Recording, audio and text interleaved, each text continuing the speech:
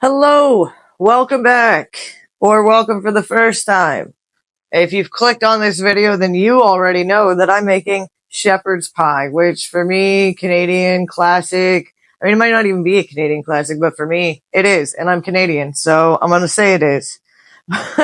This is something I've eaten as a child. It's something, it was actually, I think, one of the first dishes I ever made on my own, and successfully, I might add. It's really, I can't say it's hard to mess up. It's really easy to make it too bland, so don't be scared of spices.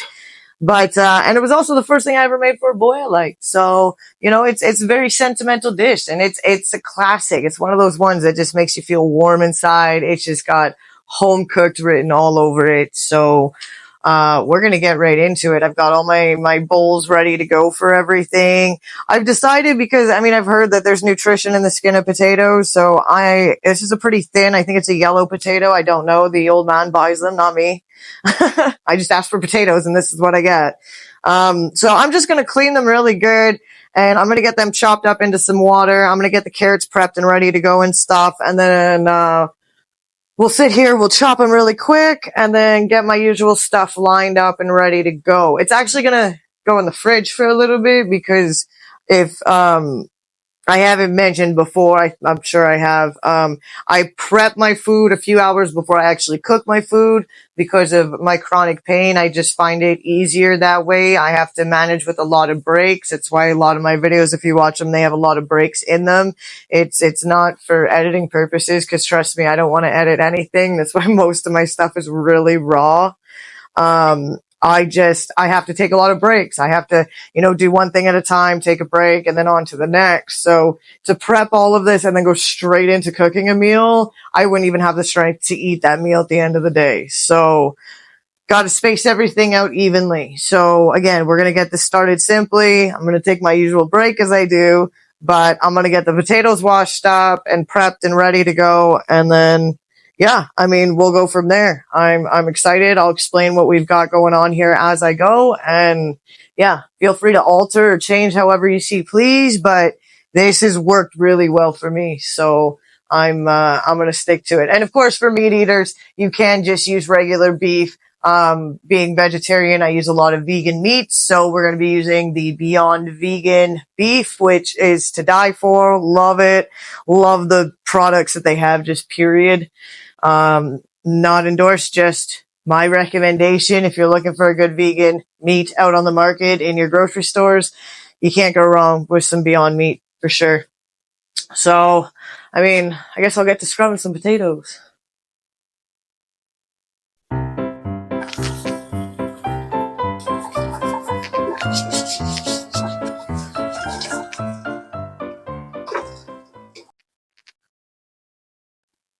Okay, potatoes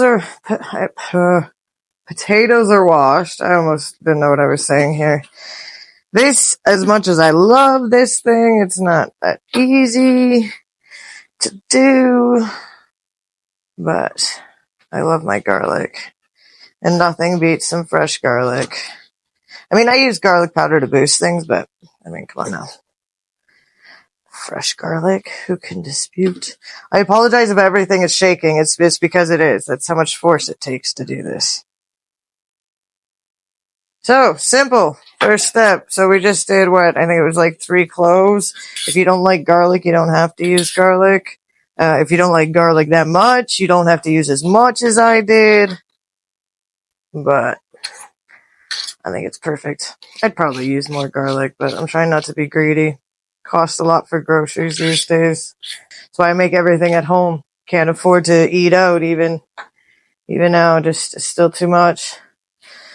Okay, I'm going to leave the onion. So I'm going to say for this recipe, I would use anywhere between like a small to medium onion. Again, it all depends on you and what you like. I have a giant onion, so I took a couple chunks off of it, and yeah, I'm going to use that. So, I don't know, maybe that's the equivalent of a small onion? I don't know. So this next part's going to be kind of easy because it's the carrots. So I'll probably end up speeding this up because, I mean, it's just carrots, guys. It's just carrots. It'll look impressive too if I speed it up, because then I'll look like I'm just moving really fast.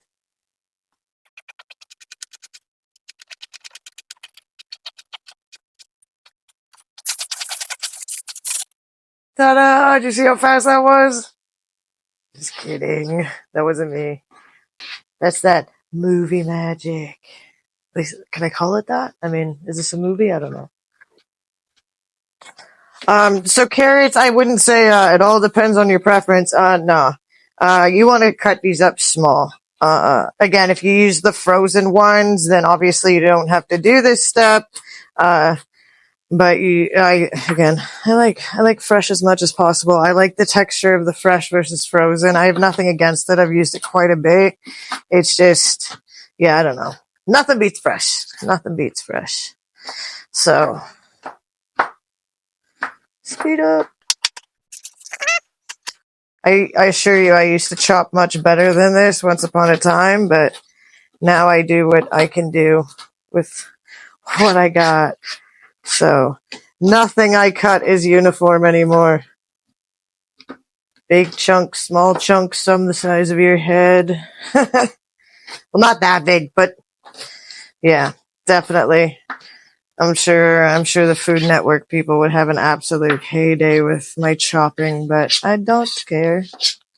As long as they're this, like, I try to cut them around the same thickness so that they all still cook the same regardless if it's a big slice or a little slice. So, I think I'm pretty happy with that. Good enough for me. Alright, so that's it. So now I'm gonna get this set aside. I'm gonna get the onion set aside. I'm still also gonna add, because I believe this is gonna be about 1 cup. You know what? Let's not guess here. Before I even stop this. Let's see. It might be just under. Actually, no. You know what? I think I'd still put that at a cup. So we're going to call that a cup. So I'm going to get half a cup of peas and then 1 cup of corn out of the freezer to add to this. So, and I'm separating them because I'm using fresh carrots. I want the carrots to cook. Just shortly after I put the onions in, I'll probably put the carrots in so they can start to soften, and then the mushrooms will go in, and then the garlic will go in, and yeah, the frozen stuff usually goes in at the, like, last minute kind of thing. So, I'm gonna put this in here. Yeah. That's the bowl it gets. So, there we go. Perfect. Alright. Clean up.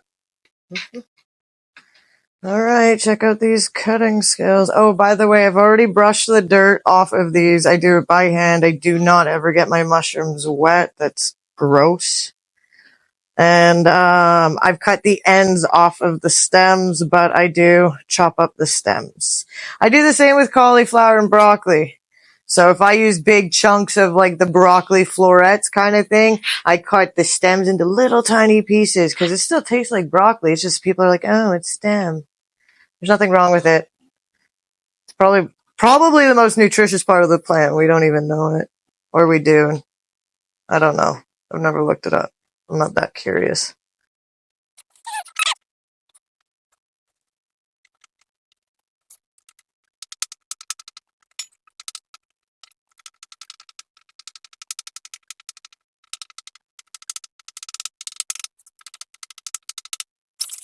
Ta-da! Did you know that actually took me about 20 minutes in real life? Just kidding. Just kidding. But still impressive. You saw me do it in, what, less than a minute? I don't know how fast I'm gonna make it. We'll get to that. Oh, I chopped up way too much. Okay, all I needed was a cup. I went a little overboard. That's okay. I'll just set some of these aside and maybe I'll just cook it up in a little egg scramble.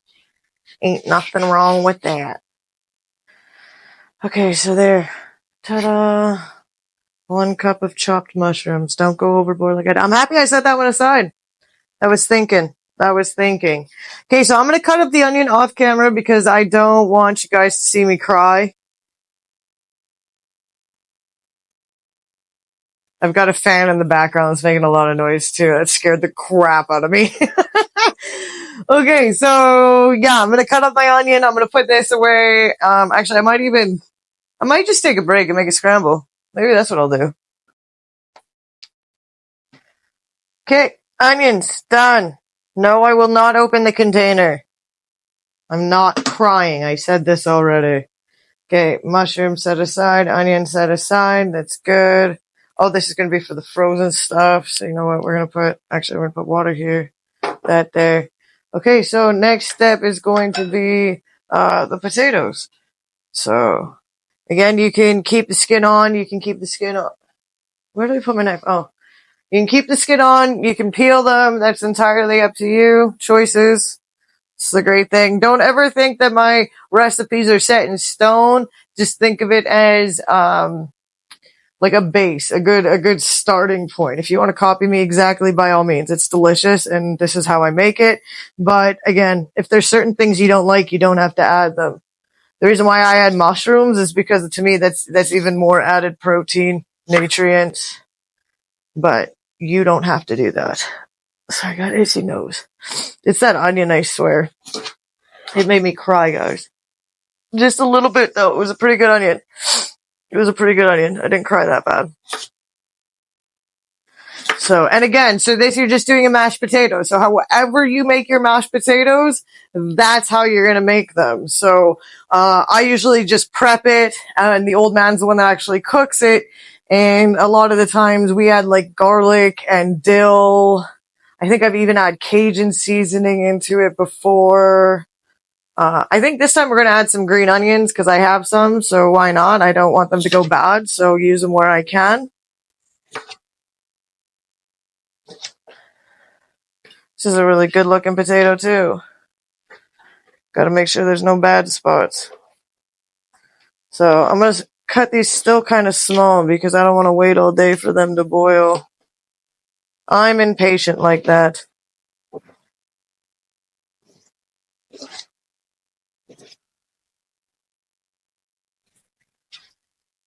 And in case you've never done this before, the water prevents your potatoes from browning. It also, I think it's like it releases the starches or something in it. I don't know if that's good, like, for crisping potatoes. I can't remember. Don't quote me on it. I mean, you can just Google it after I say it and prove me right or wrong, but I almost always soak my potatoes. Mostly due to the fact that I just have to prep things well beforehand. So that's it. So I'm going to cut up the other two. I'm going to get some ice in here. And then, oh, I can do this quick because this takes nothing. So this is a little bit of rosemary and some thyme. Both of them are dried. I don't know how I got water in this cup. I love these little things, by the way.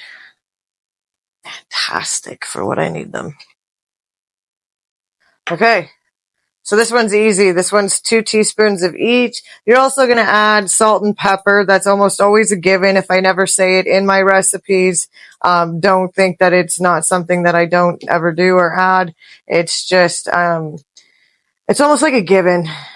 Just think of your table as being like the ones in a restaurant. You've always got salt and pepper on them. So I'd assume that you'd add salt and pepper.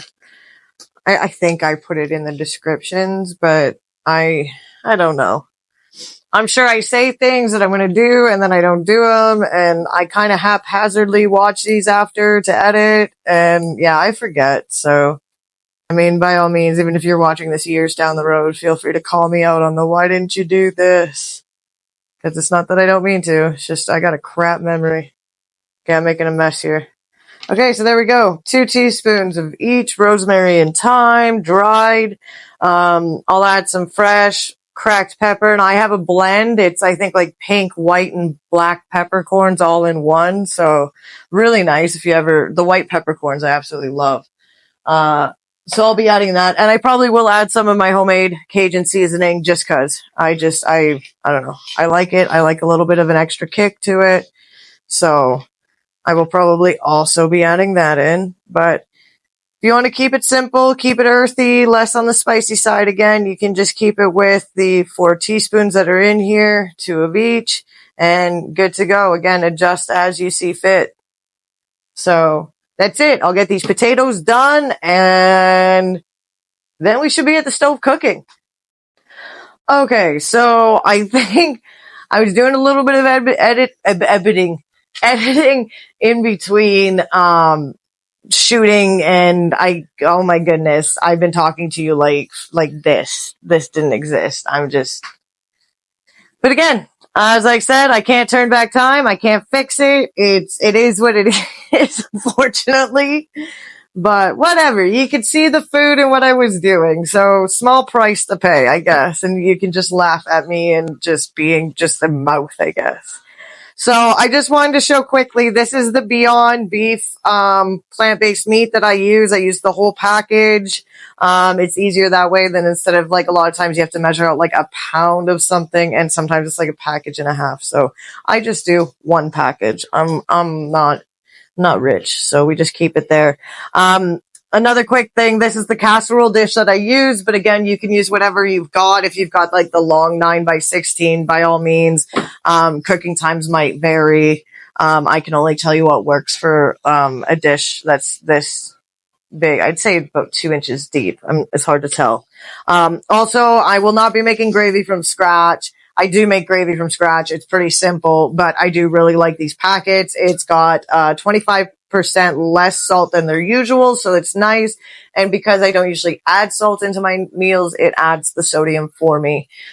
So not mad at it. It's not something I use all the time either. And the brown pack, the brown gravy is vegetarian. So just wanted to show that quickly. Next steps are pretty simple. I don't know if it's anything that's really worth filming. I might do quick little snapshots here and there, but literally just sauteing a bunch of stuff, cooking up the beef like you would. I'm holding this for a reason, not just pointing. It's like my wand. This is actually for some Worcestershire sauce. I'm hoping I'm saying that right because it's such a strange word. Which again, you can get vegan versions. But that'll be going right into the meat. I find that it adds more of like a meat flavor to it. If, you know, you're trying to get somebody that maybe doesn't want to go vegetarian to go vegetarian, having these meat alternatives with smoky flavors you can add to them, or things like Worcestershire, I mean, works really well, really well. So, that's it for here. Next time I see you, I will be at the stove. No, wait. No, I won't see you at the stove because I don't tend to film myself when I'm at the stove. So you'll see what I'm doing at the stove and then back here to assemble everything.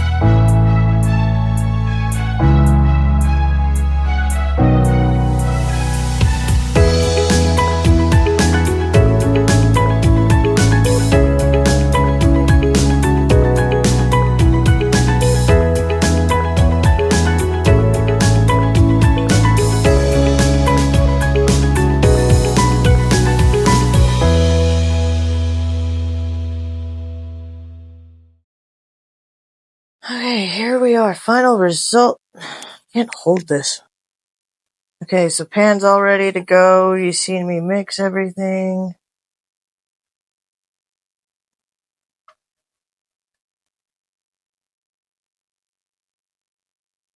This is the best part.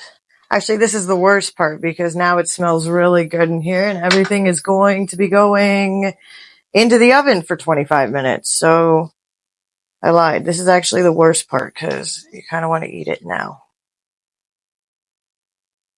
So this is pretty simple. You're not packing it in or anything. It's not sardines. It's just a simple even it out.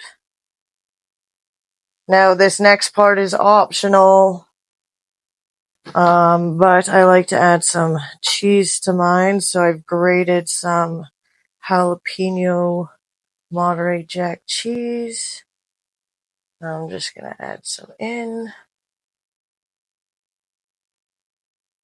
Thought maybe I wasn't going to have enough, but I think this is just perfect because I don't want to go too overboard. It's just a little extra. A little something, something.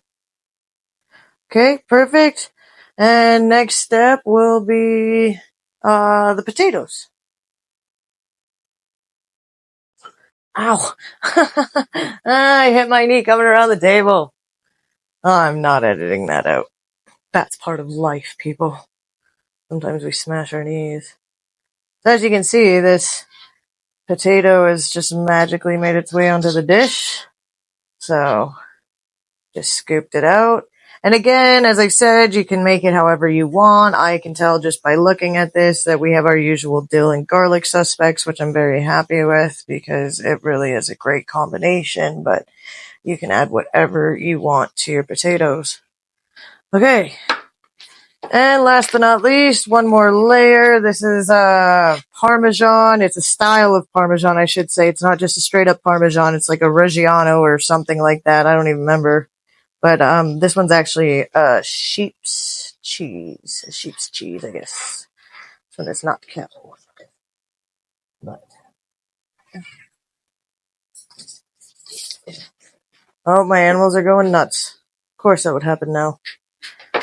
Okay, and that's it. I was thinking about adding some butter to the top, but I don't think it's really necessary. So, I mean, it's got enough calories in it as is with the extra cheese, so we'll just leave it.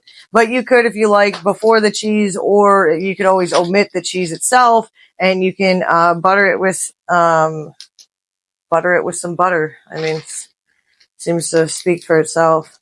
So now it's into the oven at 400 degrees for 25 to 30 minutes. I usually do 25 minutes because I'm already really hungry by then. And that's it. Cut, serve, and enjoy it nice and hot right from the oven. That's it. I mean, I'll show you at the end what a good chunk of this looks like, but I already know it's going to be absolutely delicious. Again, it's one of my favorites. I really hope that you take the time to come back to this video to make this again for yourself, because this one is definitely a keeper. So like, subscribe, all those good things. Notify if you want to get more recipes. At this point, I'm putting out at least 3 a week. So I hope to keep that pace up, but anywhere from 2 to 3 videos a week, you can definitely guarantee out of me, and a ton of shorts. You want to know what's going on in my life other than cooking? Check out my shorts, because that's a little bit of everything. So thanks again for watching, guys.